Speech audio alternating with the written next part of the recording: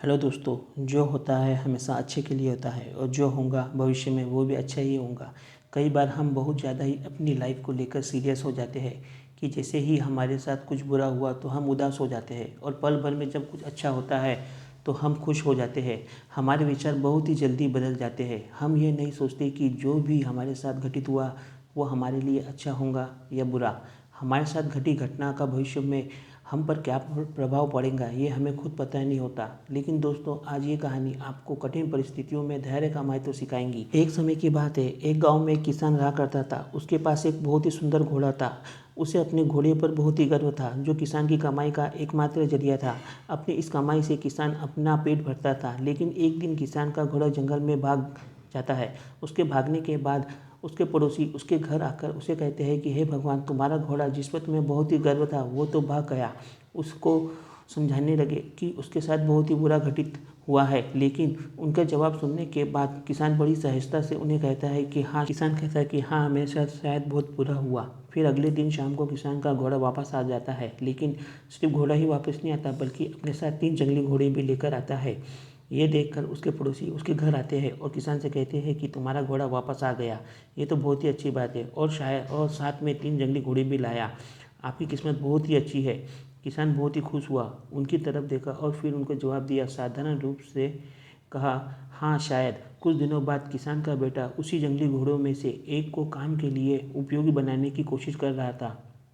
लेकिन इस कोशिश के दौरान घोड़े ने उसे ज़मीन पर पटक दिया, जिसके कारण किसान के लड़के का एक पैर बुरी तरह से टूट गया। उसके पड़ोसी उसे कहने लगे कि उस पागल घोड़े ने तुम्हारे बेटे के साथ क्या किया देखो, उसका एक पैर तोड़ दिया, ये तो बहुत ही बुरा हुआ। किसान दुखी हुआ और फिर उनसे कहने लगा कि हाँ शायद मेरे बेटे के साथ बहुत ही बुरा हुआ है। अगले दिन सेना के कुछ जवान गांव में आते हैं और वो उस किसान के घर में जाते, जो जंग छिड़ने के कारण नए जवानों को सेना में भर्ती करा रहे होते हैं। उसमें से एक जवान ने किसान के बेटे को देखा और बोला कि इसका पैर तो टूटा हुआ है, हम इसे सेना में भर्ती नहीं कर सकते। और वो जवान गांव के सभी नौजवान लड़कों को लेकर अपने साथ सेना में भर्ती करने के लिए चले जाते हैं। ये जानकर गांव वाले उसके पड़ोसी उसके पास आते हैं और बोलते हैं, तुम्हारे बेटे को तो जवान जंग के लिए नहीं लेके गए, तुम्हारी किस्मत बहुत अच्छी है।